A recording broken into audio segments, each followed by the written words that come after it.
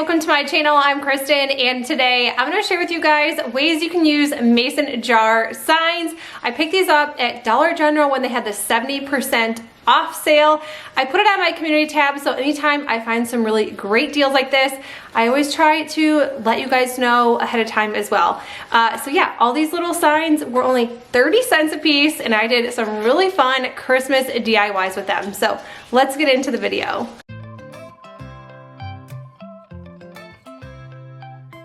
First DIY, obviously I'm going to be using these jars. I'm going to be using the Waverly chalk paint in Crimson to paint 2 of these jars. So I'm going to do a total of 10 different jars and ways that you can use these. I know there's plenty more ways, like for the springtime. I know you can add like flowers to the top, and I'm pretty sure I've used these in previous DIYs, probably for spring, but I had a ton of fun little ideas you can use for Christmas.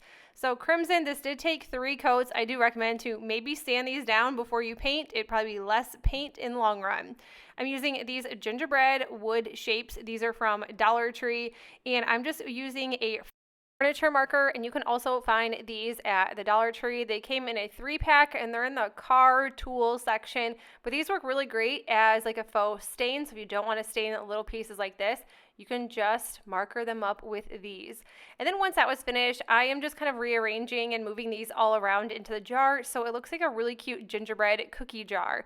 So I did not decorate these. I have decorated so many of these gingerbreads, and I kind of just wanted this to be a little bit different and not have the same decoration. So these are just plain, boring gingerbread cookies that nobody felt like adding icing to. But I still think they're super cute. And then just to add a little bit more to this, I am just adding a bow to the top, and that is it for this one.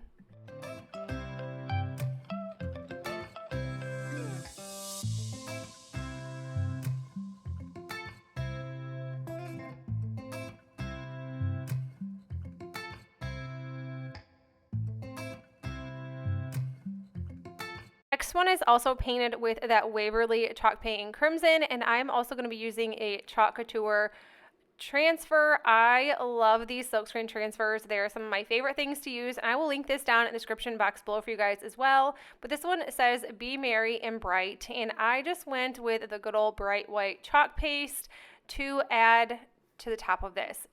You can add all kinds of colors and make the lights different, but I figured since the background was going to be red, white would do the trick. What I like most about silkscreen transfers is you can reuse these multiple times as long as you take good care of them. I could probably use this up to 10, maybe even 20 times. And then I'm just peeling this off, and I just love the way this looks. I think it is super high end.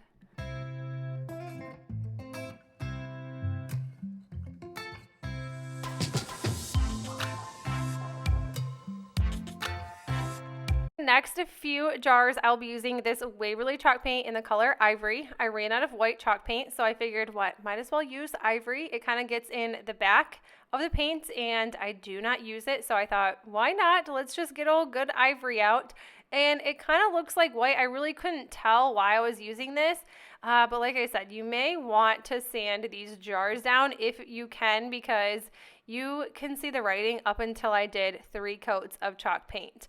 I found this World's Best Nana sign. It was on clearance at Walmart right after Mother's Day. It was $2.50, and I'm using the Waverly chalk paint in Crimson to paint this. This took a few coats, and yes, I did not get that piece of wood off of right there, but that is okay because I'm going to be covering that. But if you really wanted to be, super techy and super, it has to be perfect, has to be the way that you'd like, you could take that off. So if it's bothering you, I'm so sorry, but you will not even be able to tell it is on there when I am finished. This did take only 2 coats. I should have sanded this as well, but when it's cold outside, I just don't want to go outside and sand anything. So this is a no sanding type video here. So once that was done, I painted 3 of these jars Ivory, and I used my Cricut, and I just typed in pig, chicken, and cow because I love farmhouse. I feel like I do not use or do farmhouse decor around the holidays. I kind of just back off on it until just regular content, like no seasonal, and I missed doing it. So anyways, I cut out a pig, chicken, and cow from my Cricut design space, and then I did cluck, oink, and moo as well. And I just went to the design space and typed cluck, oink, moo into the images, and it came up, and then I just cut them down. And so this is not any sort of font. It was just a image that was made off of Cricut design space. So there's my pig and chicken, and now I'm working on my cow, and I just think these are so cute. Even if you wanted to leave this just the way it is year round, I think this looks really great too. So I obviously wanted to make this into Christmas. So once I was done weeding and scraping and pulling the transfer tape off, obviously this needs some sort of Christmas theme. So if you don't know where I'm going yet, I'm going to show you in a second. I found some really cute Santa hats from Hobby Lobby, and I specifically purchased them for farmhouse decor. I wanted to be able to add little Santa hats to farmhouse animals. I think they're super cute. I did one with a thrifted jar, and it had a cow on it, and I think these are just so cute. And I just added some hot glue to make sure these stayed on.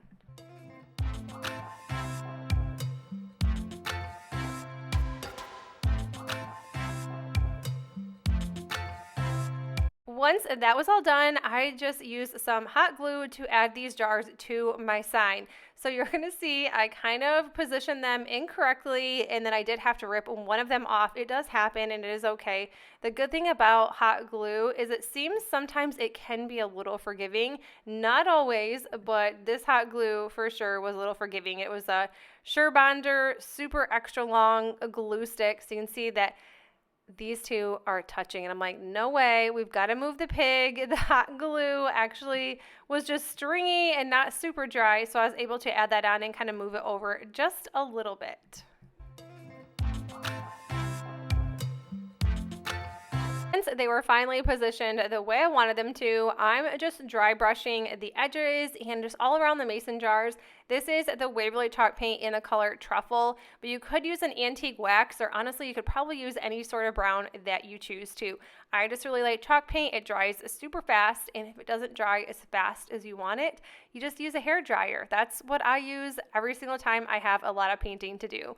But this is what this sign looks like when it is all finished. I think this is absolutely adorable.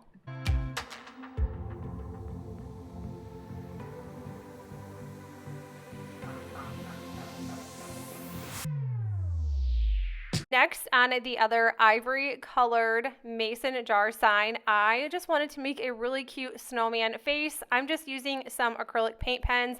These are by Arteza, and I love these. They are super nice, and these are the oil based, so this isn't going to come off very easily.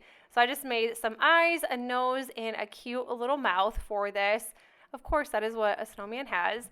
I didn't add anything too much on this. I kind of just liked it a pretty basic snowman, although it does need a bow, of course. It probably could have used a hat, but so many snowmen have hats, so I wanted to do something just a little bit different. And then this is the BFC Clementine font in Cricut Design Space, and I just typed up Let It Snow. I just wanted that on the bottom, and then these cute little mini bows. These are from Walmart. I picked them up last year. I picked up most of my stuff last year. I keep saying that in almost every single video, but if you want to know where I purchased my items, it was probably last year sometime. But this is what my cute little snowman looks like. What do you think?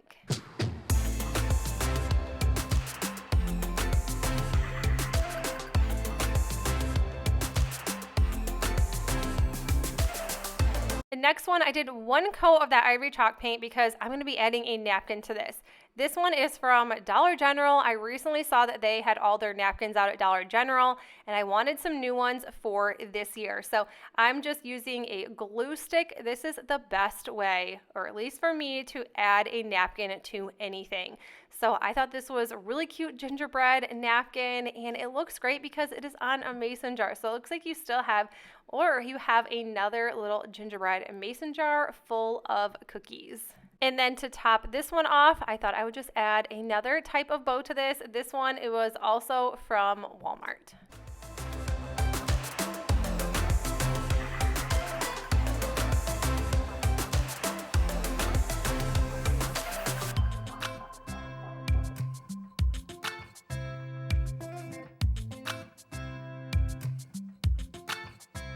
This one, I did 1 coat of ivory chalk paint. I wanted to give it a little base primer coat. And then now I'm using the color Malachite, and this is in Waverly chalk paint as well.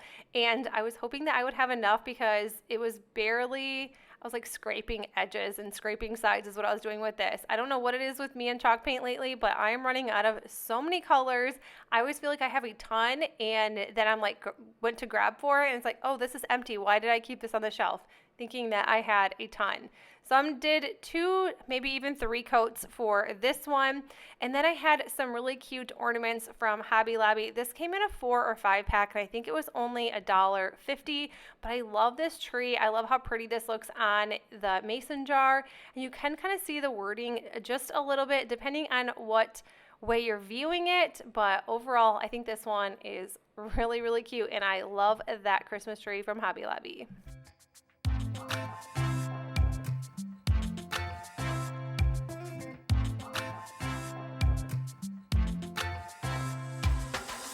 For this mason jar, I am using the same color, which is Malachite, for the background, and then I decided to use Cricut once again to print out or cut out this Christmas sugar cookies, Santa's favorite image, and this was also from Cricut Design Space. I just typed in Christmas cookies, and this was one of the first ones that popped up. I'm using the Cricut transfer tape. I seem to have pretty good luck with this. I know some people do not favor it, but I don't seem to have an issue with it. Sometimes I do. We all have issues with the Cricut once in a while. These cute little ornaments also came from Hobby Lobby, and I really liked these. So I did rip off part of that vinyl, and then I wanted to add a little cookie to this. I just thought I'd kind of give it a little more dimension and just not so plain, just using vinyl only. I was going to add another one to the top, but I decided that it really needed some twine first, so I did add some twine to the top. This bow came from Dollar Tree. I love the buffalo check. I feel like I haven't used buffalo check enough this holiday. And then, of course, we're going to grab that sugar cookie once again because I did want it to be on this jar, just not alone. So add some twine, add a bow, and there you go.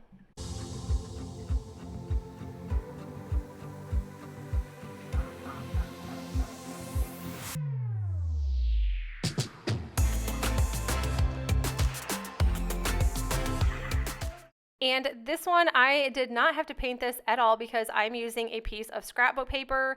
This scrapbook paper came from a pack from Hobby Lobby. It was $5 for 60 sheets. It is plaid, like a plaid pack from Hobby Lobby. I did a Hobby Lobby haul, and I know it's been sold out online ever since. Not ever since I did the video. It wasn't like I sold out the scrapbook paper, but ever since I've talked about it, it has been sold out. It was a really great deal, especially at 50% off, and now I think Hobby Lobby even has their Christmas for 60% off, which makes some of their scrapbooking paper or like their fun, cute embellishments for really, really inexpensive. I definitely get there if you guys are starting out crafting for Christmas.